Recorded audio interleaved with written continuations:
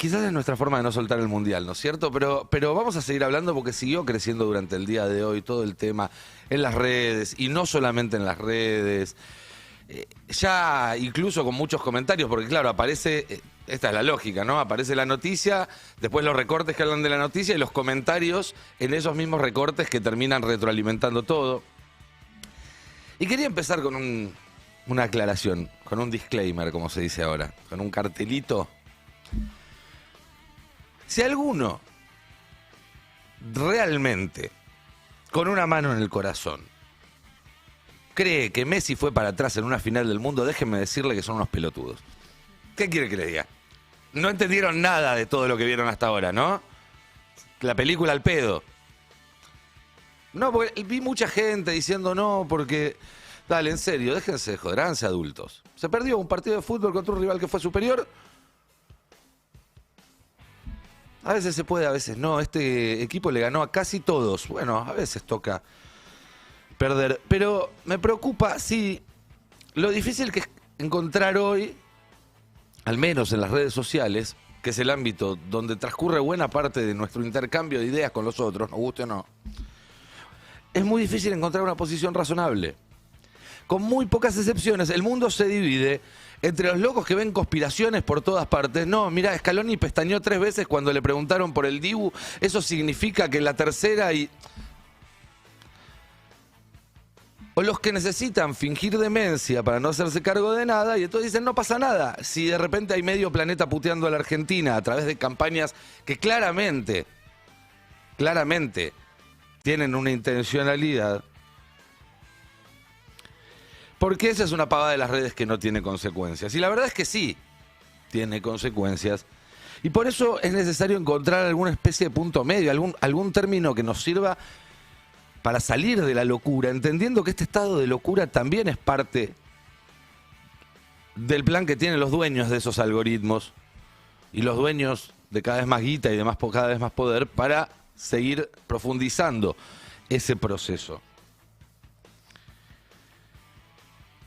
Es decir, encontrar un punto medio entre no saber aceptar una derrota deportiva y pensar que el espiedo es una calecita.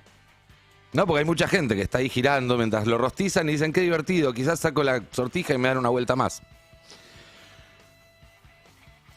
Hay un artículo muy interesante que se publicó hoy en las redes, se compartió bastante, pero bueno, no todo el mundo tiene por qué haberlo visto y me parece que está bueno que lo repasemos juntos.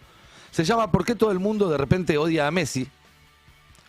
Y lo escribió The Rosium, que es una usuaria en X, que empieza de hecho diciendo soy fanática de fútbol y además trabajo de construir narrativas en las redes. Podemos ir compartiendo la nota juntos. Y dice, etapa 1, el giro. Hace 4 años casi todo el mundo del fútbol quería que Messi ganara el Mundial. Cuando finalmente lo hizo, se sintió como el final perfecto para una de las mejores carreras que el deporte haya visto jamás.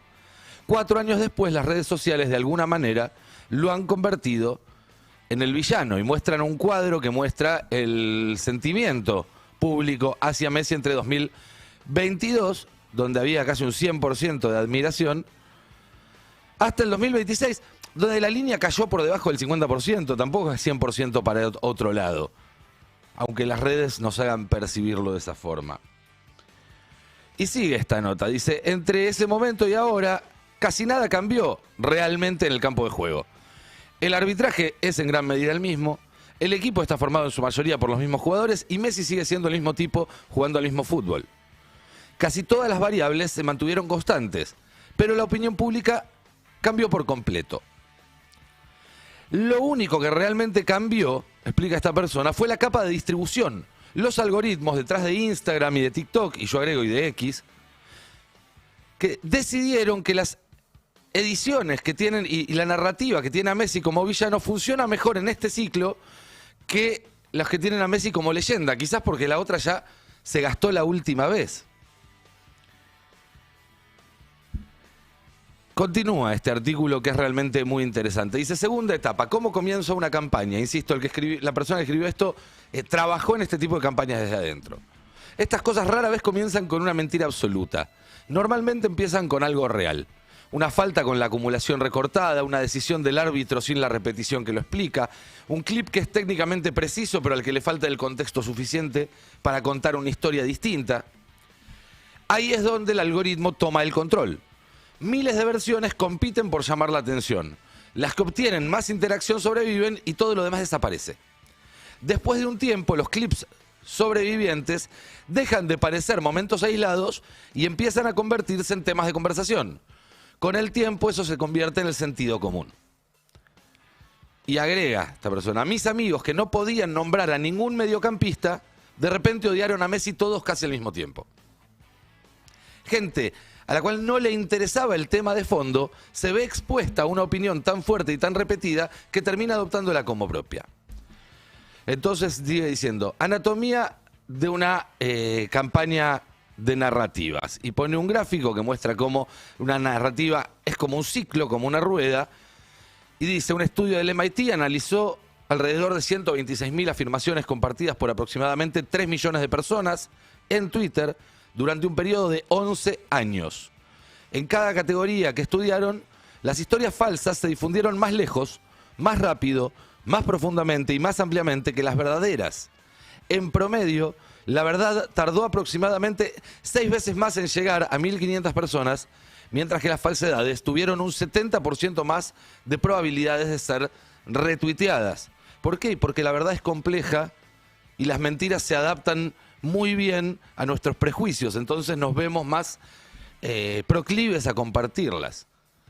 Sigamos con el artículo. No es difícil ver por qué la indignación, el conflicto y la sorpresa son simplemente mejores para captar la atención que la precisión, y muestra un gráfico que da cuenta de cómo las falsedades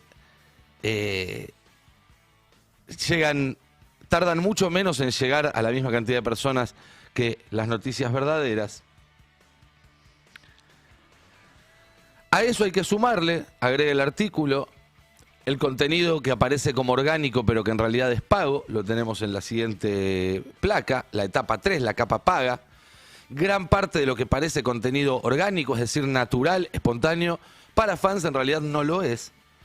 Dice la autora: obviamente no voy a hacer acusaciones sobre quién financia la ola actual, pero algo similar ya le sucedió a este mismo jugador y hubo una redada policial al respecto, y recuerda una noticia sobre el Barça Gate que justamente tenía que ver con acusaciones similares alrededor de Messi y que incluyó a una serie de allanamientos en Barcelona. Por otro lado, dice, Meta ha estado publicando informes trimestrales de eliminación de comportamiento inauténtico coordinado desde 2017, eliminando decenas de miles de cuentas, páginas y grupos falsos a la vez. Y los investigadores recientemente mapearon una sola operación que ejecuta casi 1.500 falsas en Facebook y X. Una sola operación, 1.500 cuentas falsas. Al hacer esto profesionalmente, puedo decirles que las campañas narrativas coordinadas son una línea normal y aburrida. Calendarios de contenido, equipos de edición, redes de creadores, temas de conversación sembrados. Así es como se lanzan los productos, cómo aumentan los tokens, como en Libra, cómo se construyen y deshacen las reputaciones. El deporte nunca estuvo exento de esto. Sigamos con la siguiente placa. Etapa 4, ¿por qué funciona en tu cerebro? En 1922, Walter Lippmann argumentó en opinión pública que la gente no responde directamente a la realidad, sino que responden a imágenes en sus cabezas. Estaba escribiendo sobre los periódicos, sobre los diarios. Hoy en día esas imágenes son clips de 15 segundos seleccionados por algoritmos en las redes sociales. Los psicólogos llaman, aparte de esto, el efecto de verdad ilusoria, que es uno de los hallazgos más consistentemente replicados en psicología. Los estudios demuestran que el simple hecho de ver una afirmación una vez hace que las personas sean más propensas a juzgarla como verdadera más adelante, incluso si es falsa. Y que este efecto puede durar días y sobrevive a las etiquetas de verificación de datos y aparece incluso cuando la afirmación contradice algo que la gente ya sabe. Por ejemplo, Messi me cae bien. Es por eso que estas campañas no dependen de una sola edición viral y que un clip rara vez cambia la opinión de alguien. Que lo que hacen falta son docenas de clips similares, repetidos durante días o semanas, hasta que se terminan volviendo familiares para el público y con el tiempo dejan de sentirse como algo que te dijeron y empiezan a sentirse como algo en lo que siempre creíste. Etapa 5, el grupo de control. El fútbol es una de las pocas cosas que está casi perfectamente documentada. Hay 20 años de partidos, entrevistas y clips en línea. Casi todas las reclamaciones que hacen las personas se pueden registrar en menos de un minuto. Y sin embargo, aún así, la narrativa superó la evidencia. Y eso es lo que hace tan interesante este caso. Si la opinión pública puede cambiar dramáticamente en torno a posiblemente el futbolista más documentado de la historia, imagínense cuánto más fácil es en áreas donde la mayoría de la gente no puede verificar nada por sí misma, como la política, las guerras, los mercados o incluso su salud. En esos casos normalmente confías en la versión de los hechos de otra persona. Etapa 6, la aceleración. Todo lo anterior solía ser caro. Ejecutar una narrativa a gran escala significaba estudios, editores, compras de medios, relaciones de distribución. Es por eso que este manual perteneció en su mayor parte a gobiernos y grandes corporaciones. Esa restricción está desapareciendo. NewsGuard contó 49 sitios de noticias generados por IA en mayo de 2023. En diciembre había 614. Hoy en día hay más de 3.000 granjas de contenido de IA y aparecen cientos más cada mes. Este artículo explica la lógica por la cual estamos viendo en las redes permanentemente esta narrativa contra la Argentina. Hay datos que lo confirman, como publicó el especialista en redes Agustín Jiménez el día de hoy. Argentina generó en X en la última semana 23,7 millones de posteos. Un 50% más que España, el ganador, 15,9 millones de posteos. Mientras que Inglaterra se quedó en 9 millones y Francia en menos de 7 millones. Gran parte de ese volumen, dice Agustín, fue hostilidad organizada. El tag VAR Argentina, instalado tras los octavos contra Egipto, la teoría del mundial arreglado, empujada por capturas que denunciaban una campaña paga de influencers, nunca verificada, y el cierre de ESPN, llamando al equipo desgracia, Marca titulando que España salvó al fútbol, y de Telegraph diciendo fútbol 1, criminales 0. En 2 semanas la conversación sobre Argentina pasó de futbolera a violencia injustificada sobre fake news y mentiras que escalaron como nunca antes. Lo que muestra el caso es cómo opera la propaganda en la era del odio digital. Los algoritmos premian la indignación, una narrativa nacida en cuentas chicas se organiza alrededor de un hashtag y los medios tradicionales terminan amplificando lo que el feed ya validó. El villano no se elige, se fabrica y los millones de posteos son la medida de lo eficiente que se volvió esa maquinaria, y hay un gráfico donde muestra justamente esa cantidad de posteos que mencionaba Agustín. Lo concreto es que controlar el algoritmo es lo que permite controlar estos ciclos y estas narrativas. Que no solamente de qué se habla y de qué no, sino quiénes y en qué términos dan esas discusiones. Que ahora mismo estamos en el medio de una narrativa que tomó a Messi y a la Argentina como objeto, una narrativa que pareciera ser contra Messi y contra la Argentina, pero que no es en realidad contra la Argentina ni contra Messi.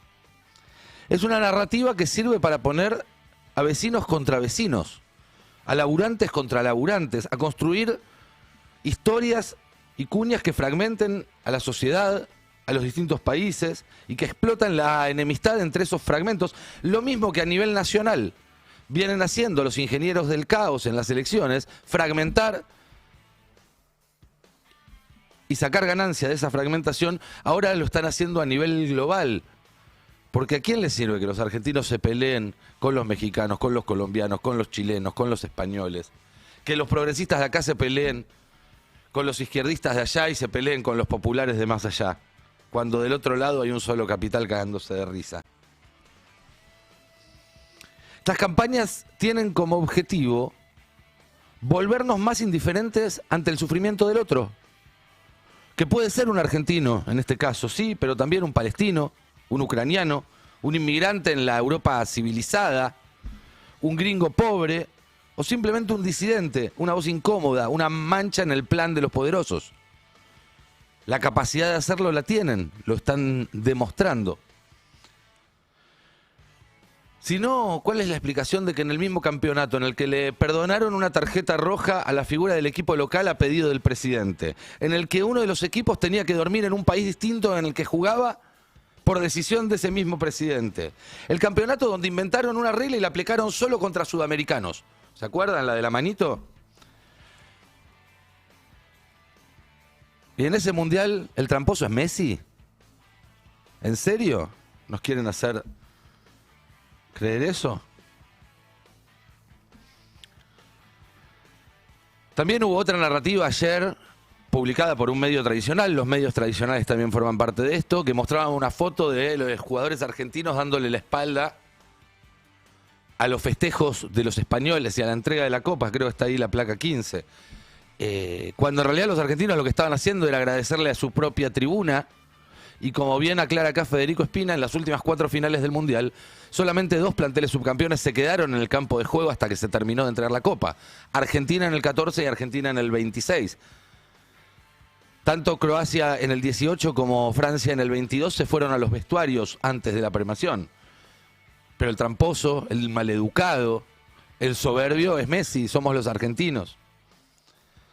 Y así como te quieren convencer de que Messi es un tramposo y un mal tipo, así como te hacen recordar la piña de Paredes pero no la de Bellingham, o como te convencen de que los argentinos son, y cito textual a una superestrella, uno de los países más racistas del mundo, lo cual además es una burrada sin sustento, lo que no significa que no haya problemas de racismo, pero es una burrada sin sustento. Esos mismos, y con esas mismas herramientas, el día de mañana te pueden convencer de que los brasileños no son confiables para cuidar el Amazonas, de que es necesario ir a una guerra mundial contra China, de que hay que exterminar a todos los, y vos agregá la palabrita que quieras al final de esa oración, o que ir a votar es una pérdida de tiempo, o lo que se te ocurra, que todos los que piensan distinto a la línea bajada a través de este algoritmo son un virus, un cáncer, una escoria, suciedad que debe ser barrida. Todas metáforas que vienen utilizando contra la oposición desde el poder fascista, que es realmente el verdadero problema que tenemos ahora, y que utiliza estos algoritmos a su favor. Y no son solo las redes, ya estamos viendo y enterándonos de argentinos que viven hace muchos años afuera y que jamás tuvieron un problema y que esta última semana los insultaron, los increparon. Ya hay muchos videos en las redes de agresiones a argentinos en España y en otros lugares del mundo. No los vamos a pasar, decidimos no pasarlos, porque me parece que no tiene ningún sentido seguir alimentando esto, pero está muy mal. Está muy mal. Incluso hay uno en México donde se agarran con una pareja de mexicanos porque tenían las camisetas de la selección argentina y los echaron a patadas de un shopping.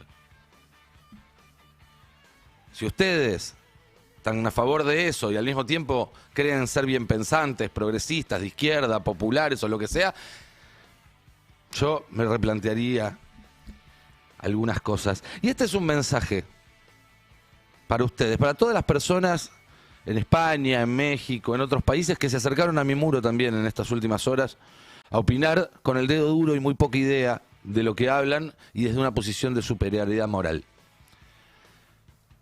Y es un mensaje que va desde el corazón y sin ningún tipo de intento de chicana. En un rato los chicaneo de nuevo, pero esta parte es en serio, ¿eh? Esto también es contra ustedes.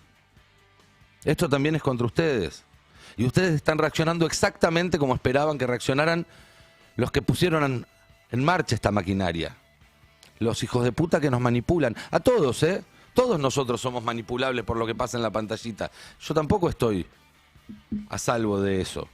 Pero trato de ser consciente permanentemente y de tener un pensamiento crítico sobre eso. Pero ustedes los vi compartiendo noticias falsas, causando odio. Cuando no, obviamente, agrediendo directamente, insultando. Y esta campaña también es contra ustedes, ¿eh? Es contra todos, es parte del plan.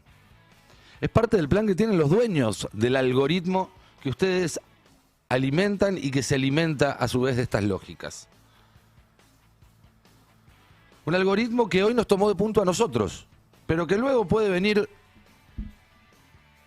por cualquiera de ustedes. O a lo mejor alguno se creerá que ante los ojos de Elon Musk o de Peter Thiel o de Trump, por ser del hemisferio norte, los ven distinto que a nosotros.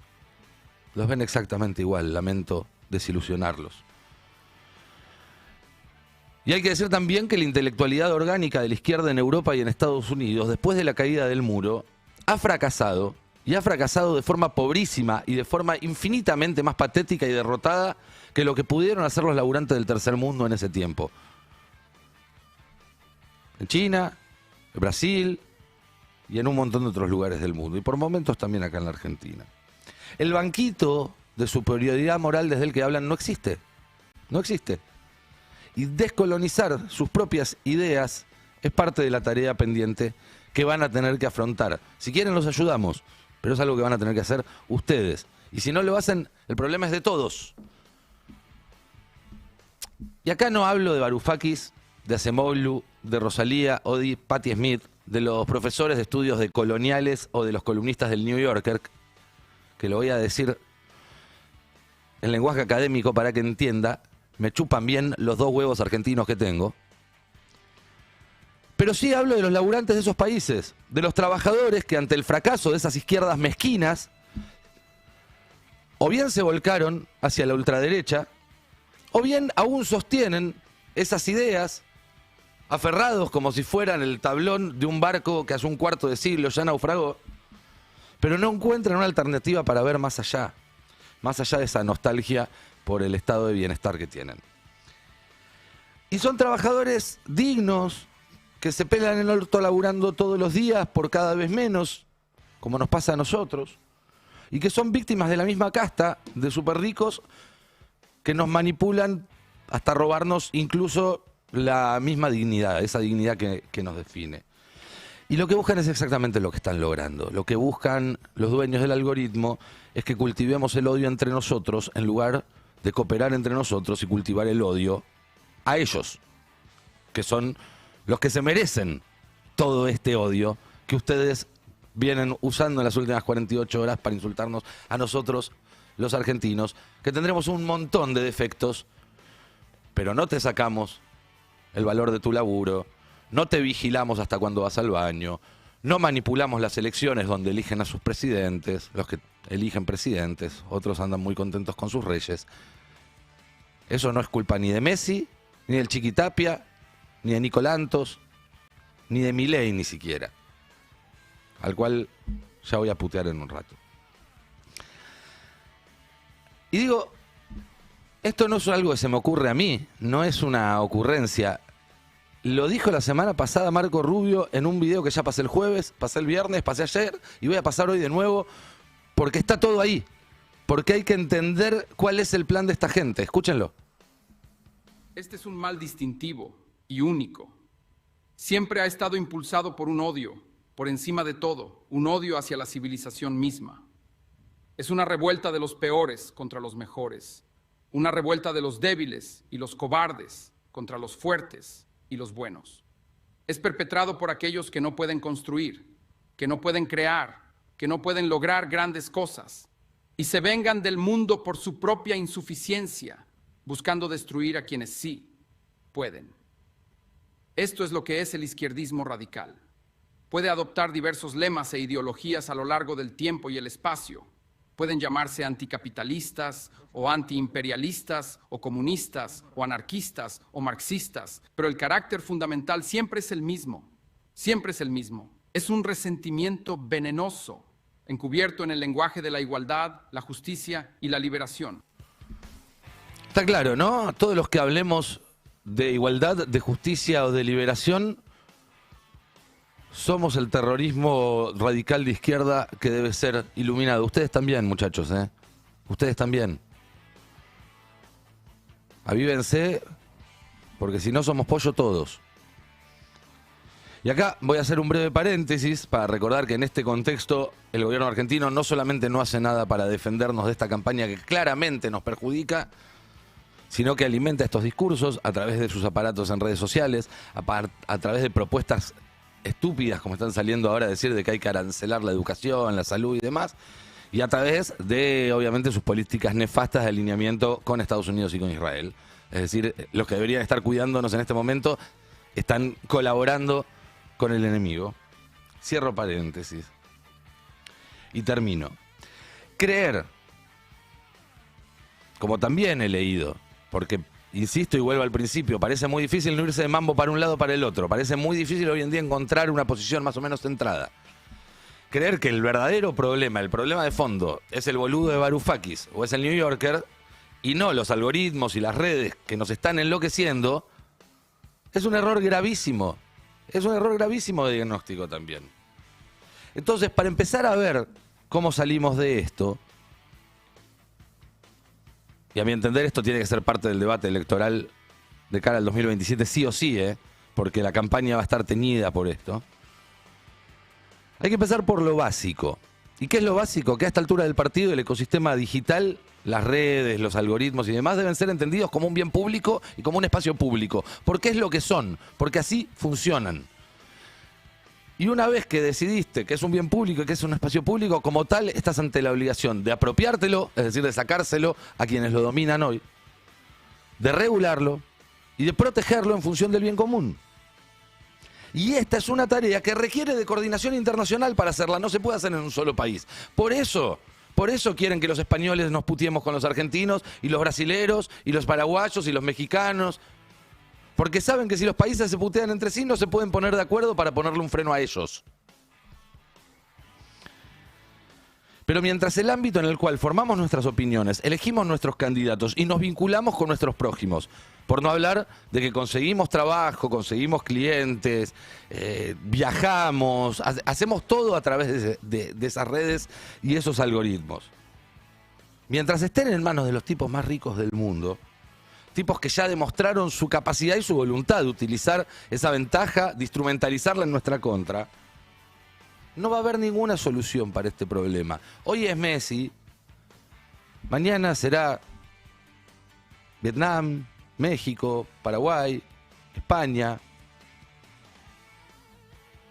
algún estado en particular, alguna religión, algún color de piel. Vienen por todos. Vienen por todo. Me parece que va siendo hora que del otro lado nos dejemos de pelotudear y también empecemos a ir por más. Porque si no, la pelea va a ser siempre muy, pero muy despareja.